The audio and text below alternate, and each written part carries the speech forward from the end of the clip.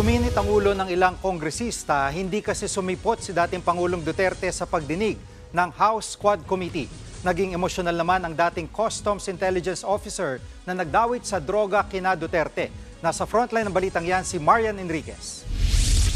He has promised us, this committee, through his letter, that after November 1, he will be present in today's hearing. Ano to? Naglulukuhan tayo dito? Hindi na naitago ni House Committee on Public Accounts Chairman Caraps Paduano ang pagkadismaya. Hindi kasi ulit sumipot si dating Pangulong Rodrigo Duterte sa ikasampung pagdinig ng House Quad Committee sa War on Drugs. Nangako noon si Duterte na harap siya sa Quadcom pagkatapos ng undas, pero nauna pa siyang humarap sa Senado. Diskumpiyado raw kasi si Digong sa integridad ng investigasyon ng Kamara. Hirit tuloy ni Paduano. Kung hindi tayo naglulukuhan dito,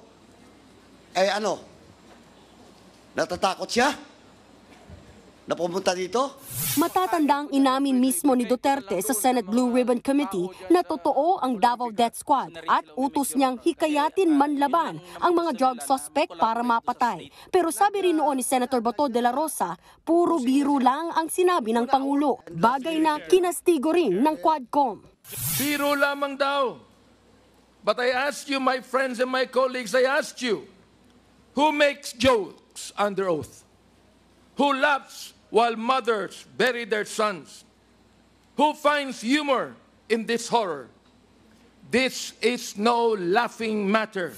Sa gitna ng pagdinig, naiyak naman si dating Customs Intelligence Officer Jimmy Guban. Sila ni dismissed Colonel Eduardo Asierto ang nagdawit sa ilang miyembro ng pamilya Duterte, kay Michael Yang at Alan Lim sa iligal na droga.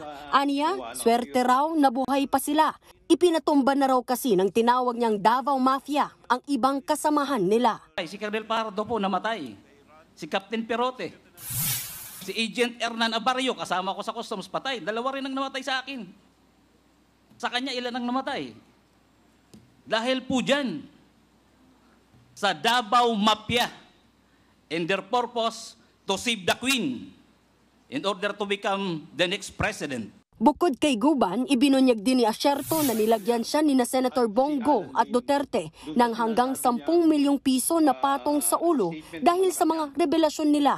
Si Presidente Duterte po, saka si Bongo. Dahil po dun sa ginawa kong report na na-discover ko yung kanilang koneksyon kay Michael Yang saka kay Alan Lim, kay Lin Wencio. Sa isang pahayag, itinanggi ni Go ang mga akusasyon ni Asierto. Hindi raw niya kilalang naturang polis at walang katotohanan ang paratang sa kanya.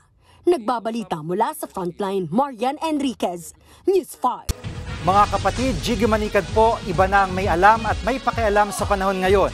Para sa konkreto, kumpleto at komprehensibong balitaan sa Frontline, mag-follow at mag-subscribe sa social media pages ng News 5.